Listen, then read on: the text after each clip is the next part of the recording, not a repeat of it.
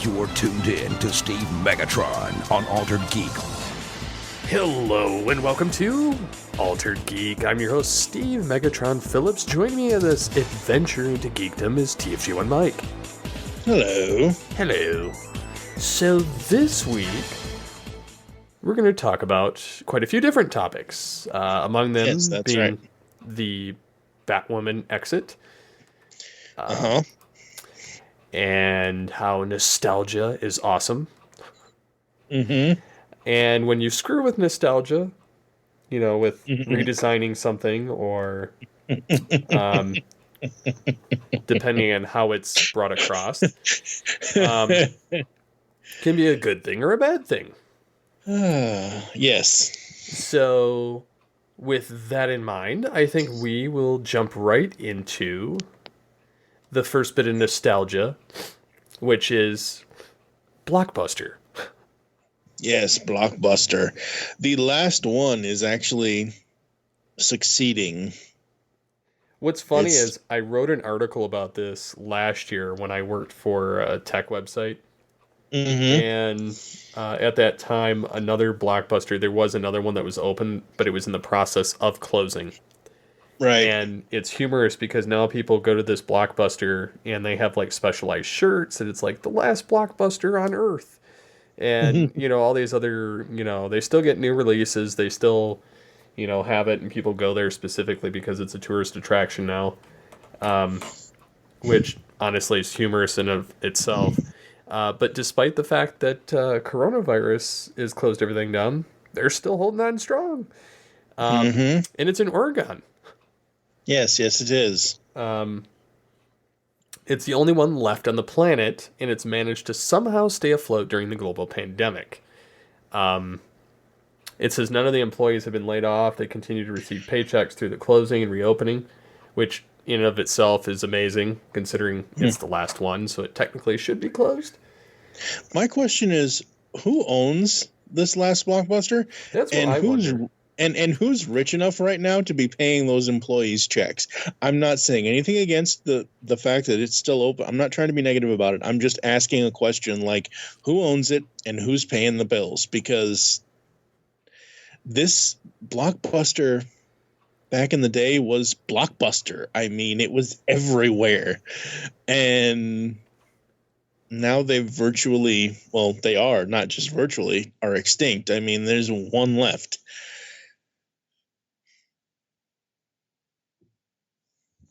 Because they reopened for curbside pickup, and it says that customers called them to request and pay for a film and showed up at the store to receive a sanitized DVD in a Ziploc bag. Oh, sweet. That's cool. Yeah, I'm happy for them. I'm just curious who's paying the bills. That's all. Yeah, I don't know. I do think that it's funny because I think they kind of stay afloat a little bit by having all their little specialized touristy stuff now because of the fact that it's a landmark attraction. Yep. And I know that it's got an older clientele in that area, and that's why it stays open, I believe, from what I wrote a year ago. Mm-hmm. So, but it's still funny that they're still around. And that's one piece of nostalgia that didn't age well because DVD stores are pretty much extinct other than like Family Video or that. Yeah. Which somehow Family Video still opens stores, which is beyond me how that happens. But they are cheaper, so. Yep. As far as nostalgia that people don't want is when you redesign the characters. Okay, no, I need to preface this. Yes, you are correct. However, it's when you redesign the characters badly. And I say that because in the last 3 to 4 years, we've gotten a lot of bad designs for animated characters that at one time were very sophisticated. Mm-hmm. And I get that they cost more to animate, although I can't see how much more it would cost to animate something good as it would be something bad when they try to put as much detail into it as far as like the movement. Mm-hmm.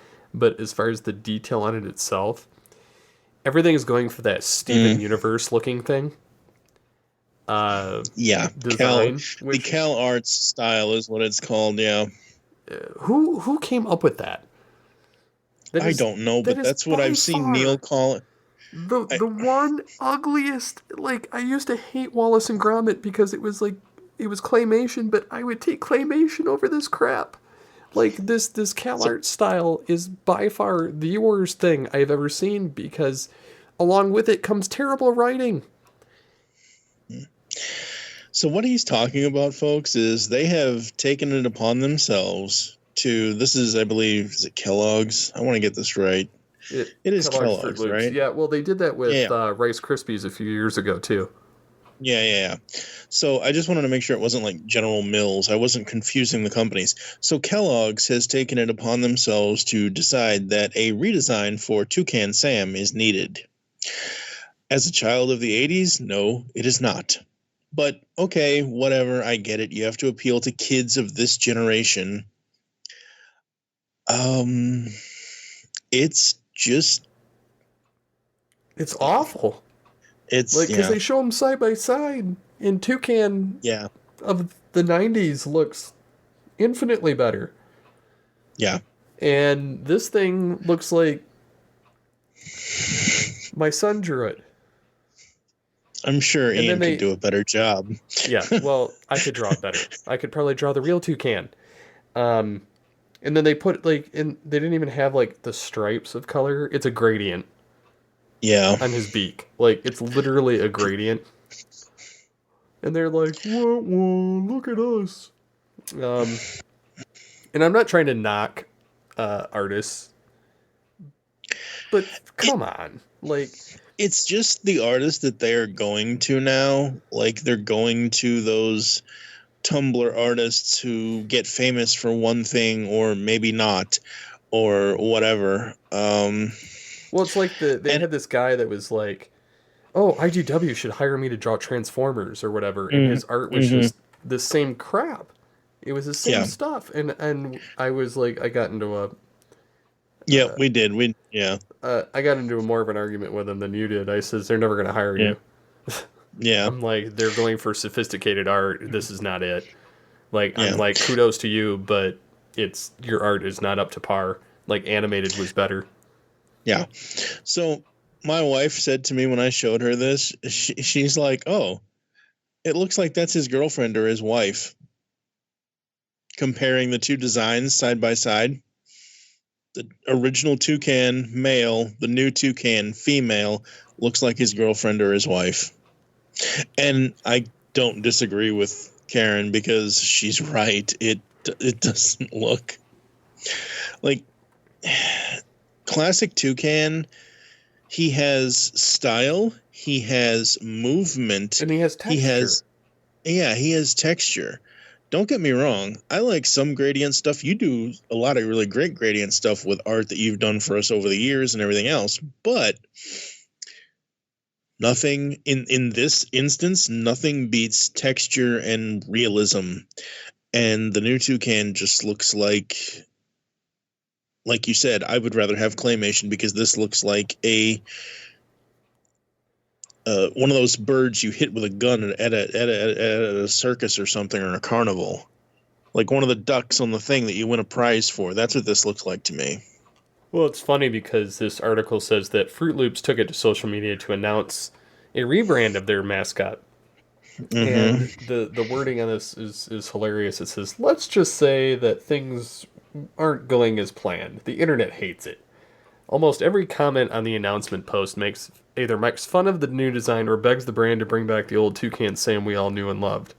Instead of creating a slightly different version of the classic mascot, he's taken on a completely different appearance with a 2D design, trippy color combinations, an oversized eye, and a mouth that doesn't quite fit right.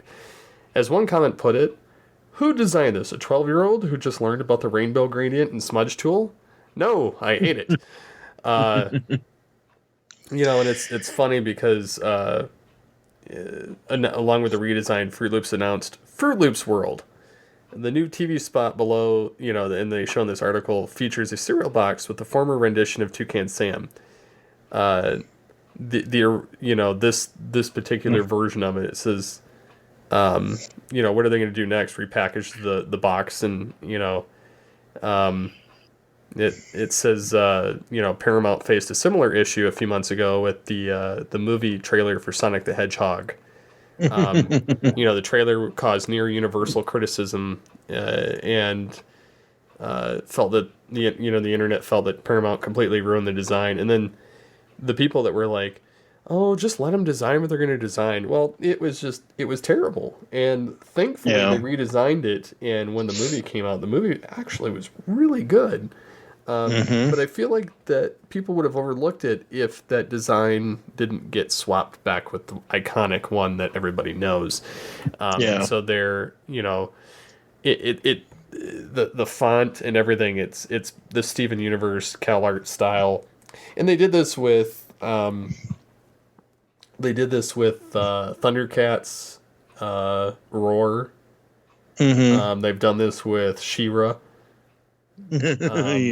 And honestly, like, this non-detailed, non-textured stuff is just... let's put it this way. Like, my kids, every now and again, will watch something animated. They go to the CGI stuff. This stuff, they would just, like, There's no ambition to watch it. Like, they would sooner watch something that I had watched in the 90s because it at least had some kind of a detail to it. Yeah. Exactly. I don't know. Here's hoping it helps sell more boxes of cereal, but I haven't bought a box of Fruit Loops and I know I'm not the target. I get it. They're trying to target little kids and whatever else. Because let's face it, when I first started remembering to see Fruit Loops commercial was when I was like 5 or 6 years old, which was 85, 86. I mean, you weren't even born yet. But it's one of those things where, I didn't really remember it. I didn't really catch on to it until I was 5 or 6 years old. And once I did, I latched onto it and I've loved it for life. I don't know what 5 or 6 or 7-year-olds are going to think of this now. Just showing them this, not showing them the comparison between, oh, this is the old design and here's the new design. Just take a 6, 7, 8-year-old, put them in front of a TV, show them whatever commercial with this new design and see what they say about it. Because I would be curious to hear what the heck a kid would think about this. Yeah, whether they liked it or not on its own. I had no idea. Them. Yeah. No clue. So, something else that's a little bit controversial, and I'll let you get into that, is Batwoman. And yes, why the star left. And I'll read it from the article on Variety and kind of preface it. But the actress more or less left the CW show. Yeah. And to everyone else, it's kind of a surprise that she will not be portraying the character in season 2. And it basically stemmed from an ill fit between star and production. According to multiple sources, Rose was unhappy with the long hours required of her as the series lead, which led to friction on the set. It was thus decided by her and the network and studio, Warner Brothers Television, that they would part ways. And the reps for all included declined to comment. Of course they did. Yeah, and so it says her time on Batwoman marked the first TV starring role of her career. She previously appeared on Orange is the New Black and other films. But it's funny because the speculation has been all over the place as to the reason for her exit. And it's been speculated that it had something to do with pain associated with an emergency surgery she underwent for 2 herniated discs, but which was last year. Yeah, it was not current. Yeah, but they're saying another source of the situation says it had nothing to do with her health or injury, and mentioned that she's had mental health issues. There's been other issues. So it's been renewed for a second season. So they're going to recast. They'll recast, but I'm wondering if they'll recast the character or if they'll create a whole new character. to replace her. Like, bring in I another think- Batwoman or Batgirl to replace the Batwoman character. I think they will use. I mean, that's possible, but I think that they will probably. Okay, so this was Kate Kane. The only other. Yeah, no, Cassandra Cain was Batgirl, so that can't happen. I don't know. I don't know what they're gonna do. All as I know is the internet is going crazy over this, and my takeaway. So it's funny that this happened now, because this was announced today, right? Yeah, this 2 was hours announced ago. when. Well, This article. There was another article that was like a day or two ago. Yeah, okay. So right around Wednesday, May 20th, 2020, this is when this news happened. 1 year ago, I had taken a screenshot and posted it on Facebook of when the Batwoman First Look trailer from the CW YouTube channel was posted. And the reason why I shared this screenshot of it is I have it at the end of the video. It has the Batwoman title, but I'm showing the YouTube part of it where it's like, oh, this is from the CW network. You're subscribed. It shows the likes and the dislikes. That video has 60K, or I don't know what it has now, but at the time of the picture a year ago, 60,000 likes, 226,000 dislikes. My comment last year, come on, people, the CW Batwoman series is going to be cool. 226,000 in dislikes, really? So this came up in my memories on Facebook. So reacting to the news, here's my reaction to this news. People have been hating on the CW's Batwoman series since day one. My only gripe with the first season was that the Alice storyline should not have been the whole season.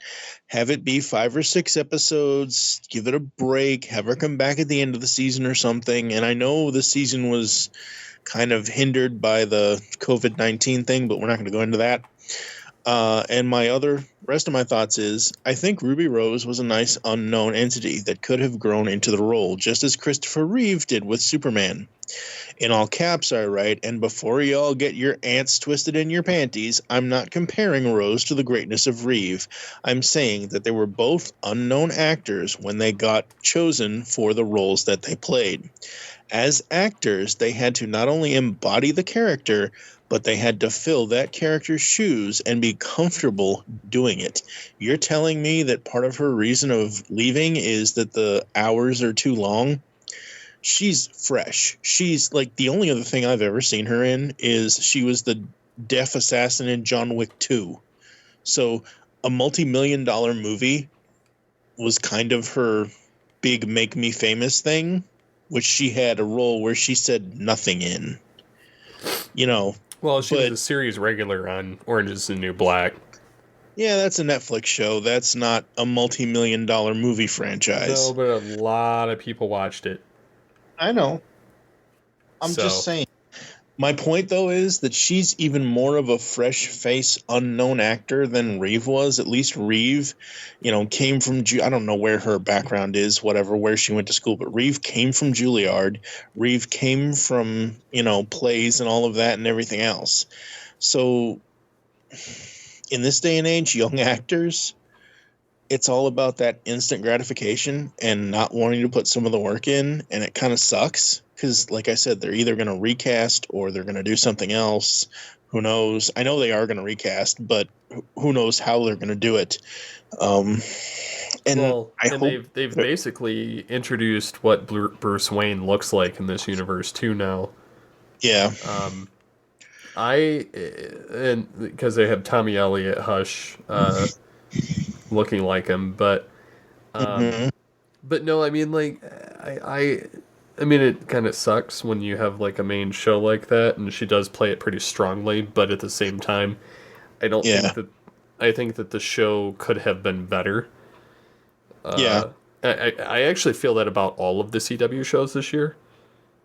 I feel like there was a lot of letdowns with a lot of the programming this year, especially surrounding Crisis. Like, before and after, I haven't really cared for the Flash's storyline all season. I kind of got into it, but I don't know. I gotta watch it again. Batwoman and Supergirl, I actually quit watching after Crisis. Like, I had zero interest after Crisis because it just kind of was going all over the place, and yeah, I watched it for the first couple episodes after, and then I was just like, I don't care anymore, and so I just stopped watching. And yep, I'm still with Legends because it's just all over the place anyway.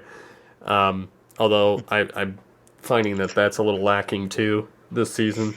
yeah. But I'll probably complete the Flash and Legends, even though Legends was one I was going to drop a lot earlier, and it's somehow still made it to the second level. Yeah. Legends is still going. They're still airing episodes. They have a couple more left, I think. Flash just ended, and it wasn't bad, but I'm not really caring for the whole Barry has to be on a timer for his powers. They have to create this new artificial speed force, and I don't know, but I did find it interesting where they're using the Mirrorverse thing, and it's not actually Mirror Master. I thought that was kind of cool, but I don't know. I don't want to, say too much and spoil it for you because you haven't seen it, even though most of the time I know you don't care about spoilers, but I do want you to at least go into it cold and, whatever. Yeah, I don't know, man. I'm just like, after Crisis, I'm like, okay, well, that's the Arrowverse. What's next? I know, I was Like, kind of done with it. Like, I know that they're going to air a Superman show. They're going to yep. air... I forget what they were going to do Arrow and the Green Arrow and the Canaries, but I don't feel like that's going to take off. Mm, Just based on the fact that we haven't heard anything. yeah. I don't know. It just I'm seems probably like... done as far as like the CW shows are concerned. Unless they bring in a Batman show, like that's the only way I'm going to stay tuned in, I think, to anything new. Yeah, and like I've mentioned the last couple of weeks, I'm not a person that can just constantly be on point and keep up with all this TV stuff week to week. So I would much rather wait until it hits Netflix or whatever, and just marathon it at some point. That way I'm already paying for the service. I get no commercials and I don't have to worry about it anymore. And I can watch it on my time versus somebody else's time.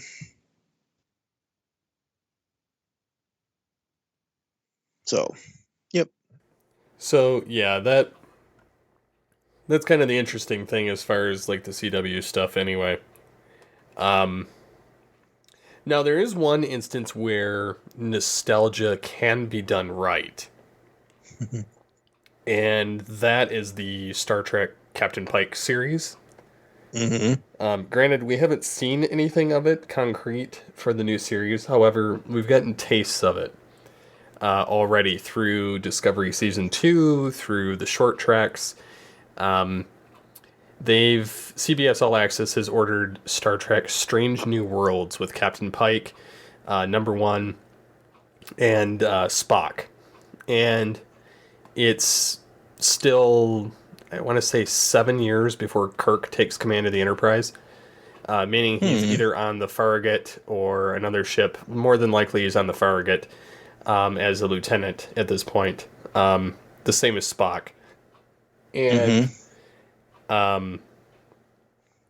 so the interesting thing is they're saying that we could possibly see a more downgraded Enterprise than what we saw in Discovery because of the fact that it had a number of refits before Kirk got it. And a lot of the stuff still looks like hyper futuristic compared to the original series. And what they're saying is it's another one of those canon retcon type things. They're saying that like even in the series they had holographic projectors, which was never seen in any other Star Trek besides they installed it on the Defiant in Deep Space Nine, and it was on the Enterprise E in Nemesis, but that's like 100 years in the future compared to here. And what they explain with that is they had this artificial intelligence called Control, which Section 31 ran, and it became alive, essentially. And Pike didn't trust or didn't like the holographic projectors. He liked the view screen aspect. And so he ordered it out of the Enterprise and taken out. And at some point he becomes fleet captain. And so I'm assuming that when that happens, he will order that the entire fleet does away with a lot of these extra add-ons. And the Enterprise also had some boosts in Discovery because of the war that was going on at the time. And so I think that they'll downsize it. Anyways, the nice part about this series is Anson Mount, who plays Captain Pike, brings a nice kind of mix between Kirk and Picard, which is refreshing. And honestly, he's the only reason I stuck with Discovery Season 2. And Rebecca Romaine, who plays Number One, does a really good job at filling the role that Majel Barrett had. Although, granted, they can kind of create him from scratch in a sense because they only had one episode that Pike and Number One were even featured in. Right. Somebody mentioned that what's his name that plays Ratchet in Transformers Prime? Jeffrey Combs. Jeffrey Combs. He played Andorian named Shran on Enterprise, and he played one of the Horta and a Ferengi in Deep Space Nine. But somebody suggested he should play the Doctor on this new show because he looks almost like the actor that played the original Doctor. And he's like, well, he says, I feel like it's past my prime to do this, and meaning that nobody's approached him, but there was like a fan that posted it, and I saw when it was fresh before it went viral. Right. And so he's gotten picked up all over the place, and I said, so what would you do about the other two cast members that were shown? Because they have a navigator, and then they have like a yeoman that were in the cage as well that had names. And he's like, I don't know. But because I was just poking the bear to see if I could stir some more stuff up. But, so yeah, it was pretty cool to see that come across the news feed last week with the Strange New Worlds. And the nice thing about it is they're planning on, it's going to be, again, a USS Enterprise-centered series, which this will be the first time since Enterprise, or TNG, honestly, that have covered the Enterprise. So it'll be nice to see this kind of come back up. The other nice part, again, is that they're going to be episodic. They're not going to be serialized. So you won't necessarily have to watch every episode. Yeah. So if something doesn't appeal to you, it won't affect you ultimately. Yes, the characters evolve gradually anyway throughout the series, like any other, even TNG did that. But you won't have to feel inclined to watch all of it. And then they're trying to bring a whole new perspective to it, and have not only more stories be told, but have it more uplifting and less dark and more fun and more, more in vein of what TNG and TOS had. Yeah. More so TOS, so that it's more fun and exploratory, but it's less down in the dumps like Discovery and Picard have been. So either way, I'm really looking forward to it. I'm glad that these actors get to come back. So that's my piece on it. Very cool, very cool. Yeah, I don't know. Just not. I find that my television watching, whether it's streaming or whatever, it's more. I need to keep up with whatever I'm keeping up with, but I don't want to have to keep up with it on somebody else's schedule, kind of thing. Yeah. Yeah, I mean, they trickle it out to, or they're going to trickle it out on CBS All Access weekly, just like they do Discovery, Picard, all that. But Yeah, I'm looking forward to it. It's one of the few series, like pretty much anything Star Trek, as long as it's like, I honestly don't care about the Section 31 thing that they've been talking about for 2 years. I don't care about Lower Decks, which is like a Rick and Morty Star Trek. And they're gonna have like a Nickelodeon kids cartoon as well. I don't care about that either, but this I'll pick up. I'll definitely watch this, and I hope that they don't do it wrong, considering it's the same creative team behind Discovery and Picard. Right. So, speaking of other television, yes, other television. So my buddy Jesse Raz, who has been on the pull bag a couple of times, and he's done the hot car episodes of GCR that we've done with hot car awareness and yada yada yada. He's a local DJ back in Louisville, Kentucky. Posted something from, what I love now is, like, you know how we have the, like, last year it was all about, oh, post this, this, and this, or let's do these quizzes things. Well, now it's all these things of, oh, post your 10 favorite albums that influenced you or something, or post 10 favorite TV show, well, whatever the hell it is. So, and what I also love is that these screen caps from Twitter, I see them more so on Facebook about what our leadership in this country is doing than anything else. But this one from my buddy Jesse Raz says, I read somewhere that people with anxiety love rewatching old TV shows and movies that they have seen millions of times because there is no ounce of anxiety in wondering what the end result is. Now I know why I prefer to rewatch them than start something new.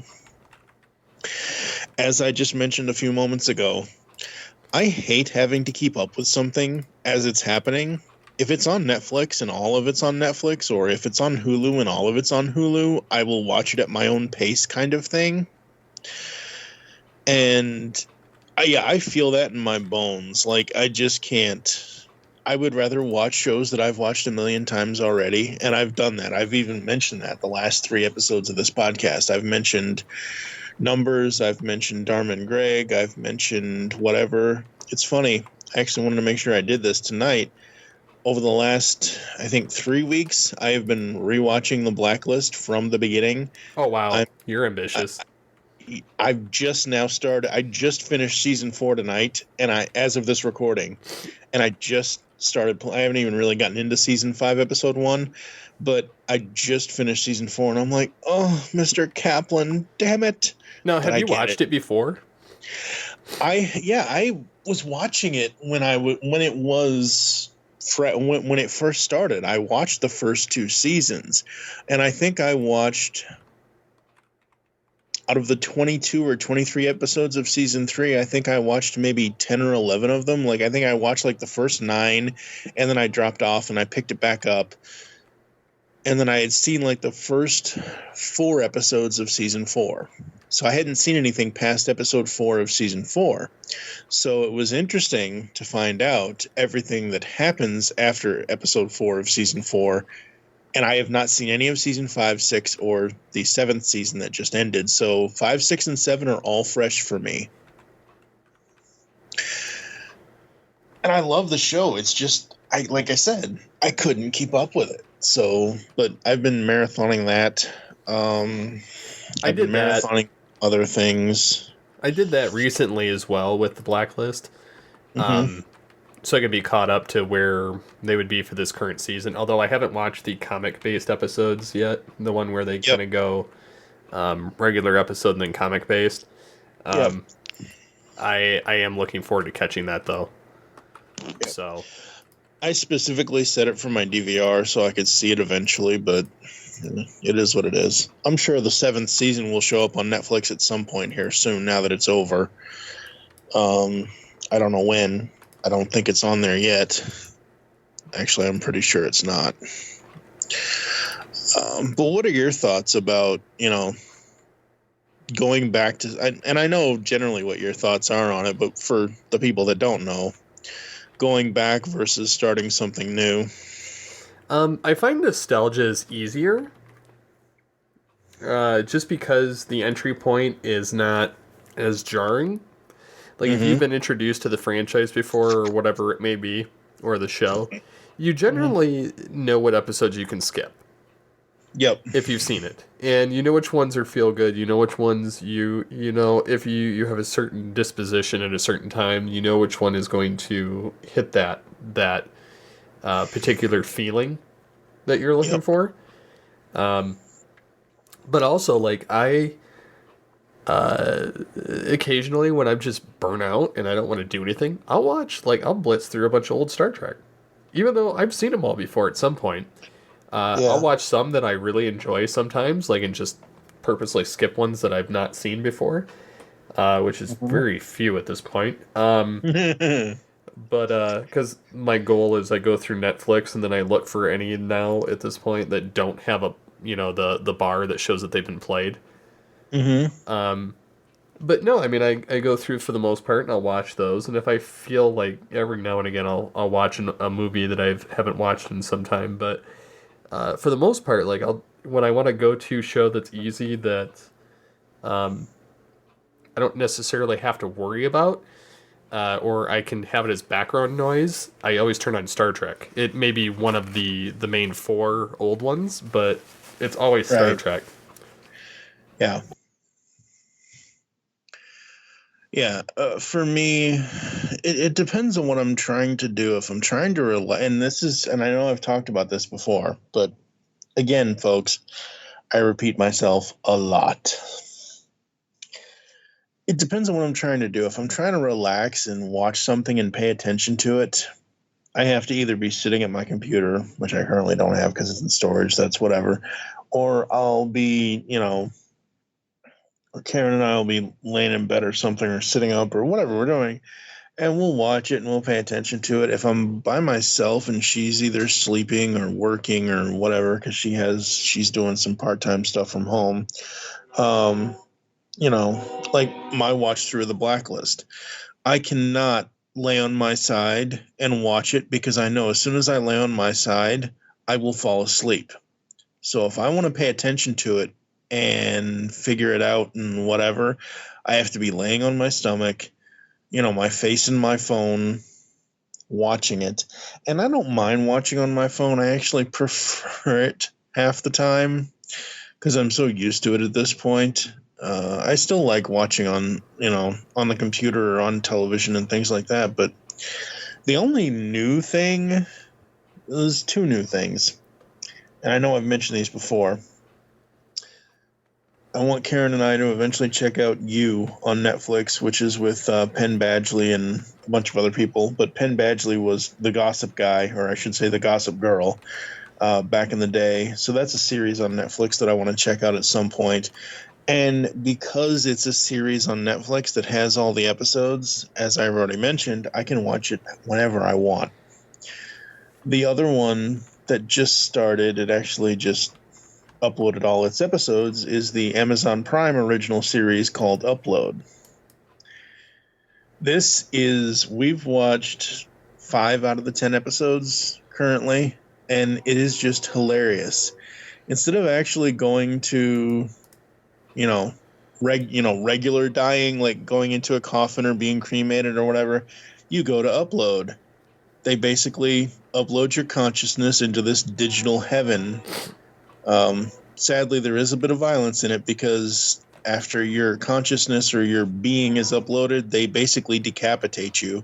So there is a little bit of gore and guts and whatever, but it's a good series, though. It really, really is. It's a very interesting series. It's only 10 episodes. So it isn't like, that's the thing. Comparing something that's like on Netflix or Amazon Prime that's 10 episodes or 13 episodes to the 4 seasons of 21, 22, or 23 episodes that I've seen of The Blacklist in the last 3 weeks, I can easily watch a Netflix or Amazon Prime or Hulu or whatever series more than I can watch a regular 22 episode season of whatever show it is. Yeah, I can see that. Yeah, but it's actually pretty interesting. Yeah, I find nostalgia, and I kind of agree with the statement of, things are, you don't have the anxiety Mm-hmm. that comes along with watching a show because you already know the outcome. Which, Yep. again, I totally agree. So, yeah, I mean, it's not that jarring or anything, and there's not that much investment really. Yep. So, even as far as that is concerned, you pretty much know what you're going to be able to, what you're going to get. Yep. Absolutely. For those that may be interested and have Amazon Prime and want to check out Upload, here's the description from Amazon Prime. From the Emmy-winning Greg Daniels from The Office, Parks and Rec, comes a hilarious new sci-fi comedy. In the future, people can upload their consciousness to a luxurious digital afterlife. When a party boy Nathan gets uploaded into a virtual resort, he meets the down-to-earth Nora, who starts as his customer service, quote-unquote, angel, but becomes so much more as she helps him find friendship, love, and purpose. Okay, so first of all, for us, probably for you more than for me, I forgot, but the guy that stars as Nathan, Robbie Amell. Oh, okay. So it's Ronnie from, Flash and whatever, Arrow and all that. It's interesting. It's a fun little series that has 10 episodes. You don't have to do too much with it, and there are moments that will shock you, and there are moments that will just have you laughing on the floor like a hyena. Yeah, I wouldn't be opposed to that. So. Yep.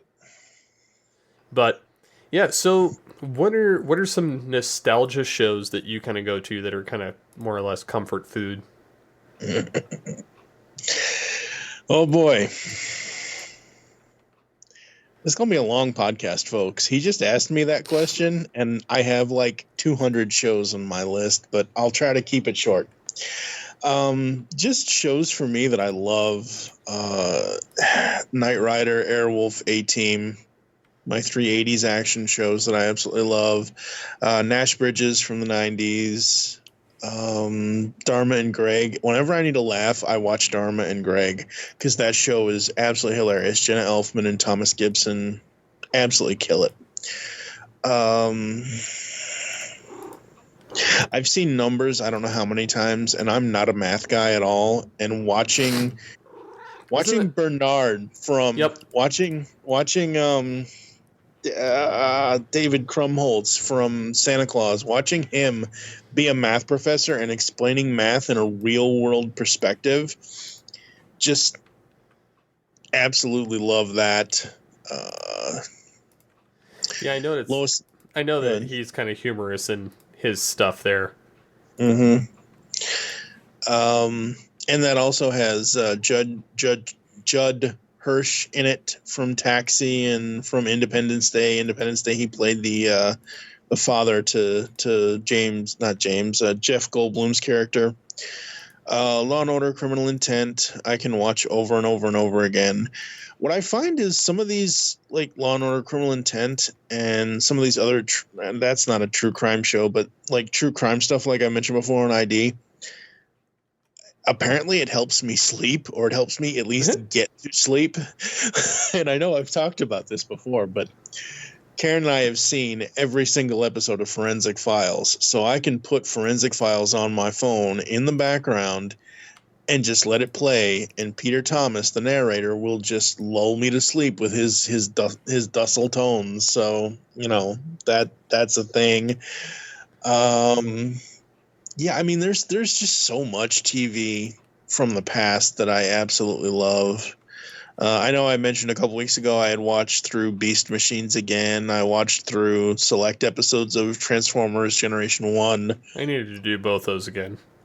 Yeah. Just because it's been a while. But I do, like I said, like Star Trek is pretty much my go-to, but I do occasionally try new shows. Not very often, but... unless it's something that instantly appeals to me, and this is what I've been saying for years, and people say, oh, you shouldn't judge it by... And I know I've said this on this show and other shows on GCRN. The whole point of a trailer, whether it's for a film, a television show, whatever, specifically film and TV, the whole point of it is to either get you to want to see it or get you to, nah, I can wait, or nah, I'm not, that's not for me, kind of thing. I heard people talking about You on Netflix. And I watched, I think, maybe the first 5 or 10 minutes of the first episode, and I'm like, oh, this is really interesting. I should point this out to my wife to see if she would like it. And we haven't started watching the rest of it yet. But, you know, it's one of those things where if somebody points it out to me, I'll check it out. Or if somebody, that's kind of like how I found Upload. A buddy of mine on Facebook posted about it. And I'm like, oh, that sounds interesting. I'll check it out. You know, but if it's too much, if it's oversaturation of media or of advertising for it, it's like, no, I'll wait until this train has left the station and come back again and check it out later when no one else is paying attention to it. In other words, you don't jump on the hype train. Not a lot of times I don't. Unless it's a property you're already enjoying, and then you're like, I'll hop on this train. Unless it's or unless it's a concept that I think could be cool. So yeah. Yeah. Yeah, that reminds me, I need to revisit Beast Machines. It's been a while since I've watched that. But yeah, that's pretty much the entire episode this week. So if you guys have some nostalgia shows that you really enjoy and would like to let us know what they are, or shows that just you've seen them a million times, there's no anxiety with it, you don't have to worry about it, it's just kind of like a guilty pleasure show, let us know. You can email us feedback@geekcastradio.com. You can let me know on the Twitter sphere at SCP21. And, of course, on the Facebook page. That's right. And speaking of Geekcast Radio, we're getting close to that 11-year mark, aren't we? Yes, we are. Some new things are being planned out. Won't be rolled out all at once, but they're in the works. They're in the works. A lot of things that are realistic. Gonna kind of go back to our core a little bit in more ways. I don't even remember us having a core, but no, I know what you're saying. Yeah. But yeah, we're gonna make things a little bit easier as far as the website's concerned, and as far as features and all these other ideas that we have floating about. Some new graphics, some new design elements that you'll rather enjoy once we reveal them. So, yep, my categories. Yes, your categories. So I posted this May 17th. At that time, we were, I think, 2 weeks away from the 11-year anniversary, which is June 1st, 2020. That is the Geekcast Radio Network's 11-year anniversary. And all that time, which podcast of ours have you listened to and which do you still listen to? Our goal has always been to, in all caps, entertain you and have, in all caps, fun while doing it. We here at the GCRN always want to unleash the geek in you and give you the best podcasts we can. Thank you to all the listeners, fans, friends, and all you other people. Thank you to all the geeks and geekettes that have recorded podcasts with us. Thank you to everyone who has allowed us to interview them. We have some feedback from this, not a lot, but some on that post that I wrote. Super fan and good friend Mike Carvalho. I hope I'm pronouncing his name right. If not, it's Mike. You can send hate mail to TFG1Mike. At gmail.com. Yep. Or, you can send money to that address, too. Yeah, that anyway. work. Yep. tf2andmike@gmail.com for PayPal and any other transactions you'd like to send. Anyway. Or Steve at geekcastradio.com. That's right. Also, longtime supporter, superfan Brad Mull. He goes on and says, "Thank you for 11 years of great content. The library has decreased a bit on my iPod, mainly because of a lot of the recap shows are over with. But The Beast Unleashed will always be my fave, and I re-listen to some episodes from time to time. A lot comes down to personal preference. Since cutting the cable, I don't watch wrestling anymore, and I've noticed most of the GCRN episodes are wrestler-related or comic-related, so I don't listen to much there. My number one weekly listen now is obviously Altered Geek and Future Imperfect when eps are released." And a whole thread came of this, and I replied to Brad, said, "You should read comics. There's something there for everyone. And then listen to the bull bag." Our good buddy... Exactly. Our good buddy Jeremy Fiend says, "It's always Legends of the Dark Knight, Pullbag, and Tooncast for me.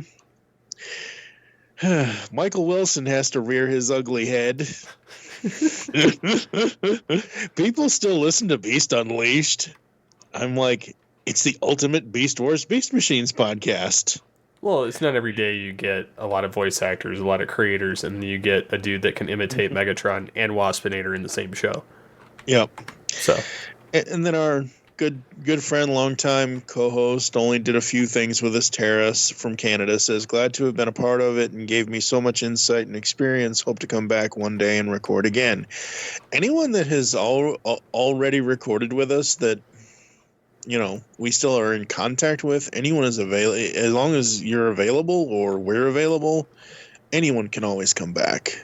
I mean... It's like Luke Skywalker said, no one's ever really gone. I know, bad joke. Well, that's kind of heartbreaking considering our good friend Optimus Scourge, who started ToyCast with me, he did pass away, but... Yeah. He could be with you in spirit. Exactly. As long as he doesn't haunt the toys you play with. I don't know what Gary would think of Funko Pops. I honestly don't know, because they weren't really a thing when we were recording the show. Like, they were around, I think, obviously, because Funko's been around for like 20 years, but I was not. I was on my Mighty Mugs kick back then, because Mighty Mugs were super popular. And I think Funko was doing like Wacky Wobblers. I don't think the Pops had taken off yet back in 2009, 2010, 2011. But anyway, I just, you know, anyone that we have recorded with in the past that we still continue to record with or reach out to is always more than welcome to come back to the show.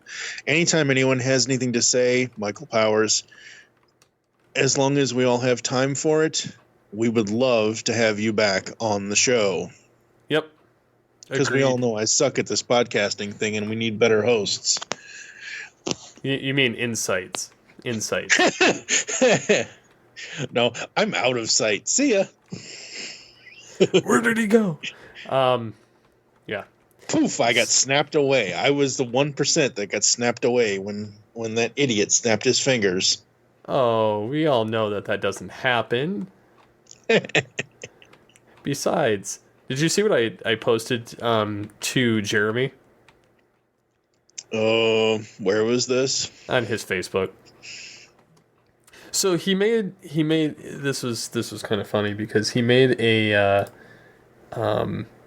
comment about he says, "My two thoughts on the HBO Max Justice League Snyder Cut. It's an excuse to get HBO Max and add another subscription service to your debt.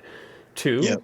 I don't know how and why, not a bad thing. Disney Marvel got to build a Marvel Cinematic Universe, but he says, but they did it. But the bastards did it. Yeah, and Disney Marvel got lucky.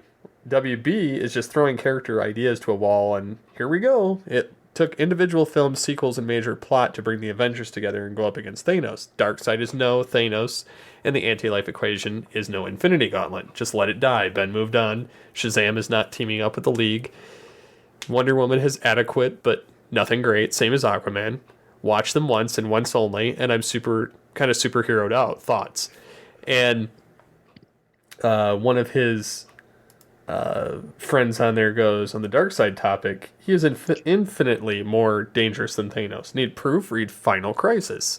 Anything that occurs there is just because he showed up, not because he had to collect some rocks to make him powerful. And it was kind of humorous. And then somebody says Thanos is weaker because he's always trying to impress the female personification of death. Darkseid loves no one. And then then you post the image of and then I post these memes because I collect anything with Star Trek related, and honestly I collect memes anyway, but it shows Thanos with the Infinity Gauntlet and all the stones. This is, once I've gotten the Infinity Gauntlet and collected all 6 Infinity Stones, I'll finally be able to shape reality with just a snap of my fingers. And then below it, it's a picture of Q. Lower life forms are so amusing. And then he snaps his finger.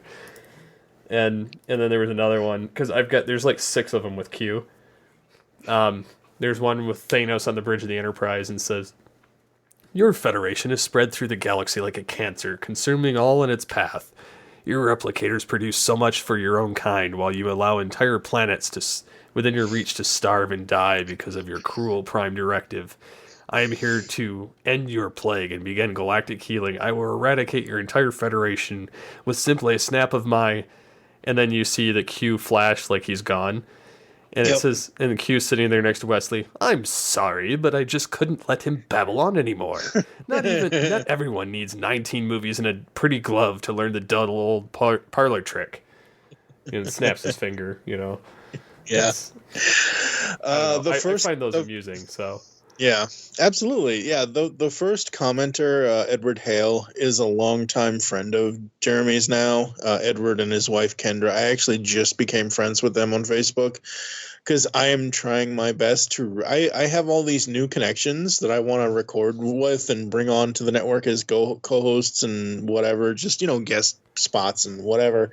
So I'm trying to be more social on social media. Less anti, more social. Yes. Anti-social. Anti-social. Anti. So yeah. Quick before we get out of here, and this will probably be the last thing because in 6 days, I really don't think they're going to hit 500 grand. I will give one final update for Legend of the White Dragon Kickstarter. They hit the $300,000 mark, which means a comic book prequel series will be made. So that's going to be cool. I think that's it. I think that's all I got. That's all I've got for this episode anyway, so. Yeah. Yep. So let us know, folks. Shoot us an email. Send us messages on Twitter. He's at SCP21. I'm at TFG and Mike. You can also tweet at Altered Geek or at Geekcast Radio, Facebook, and all that good stuff, and everything else too. So until next time, get altered, get geeky with the Altered Geeks.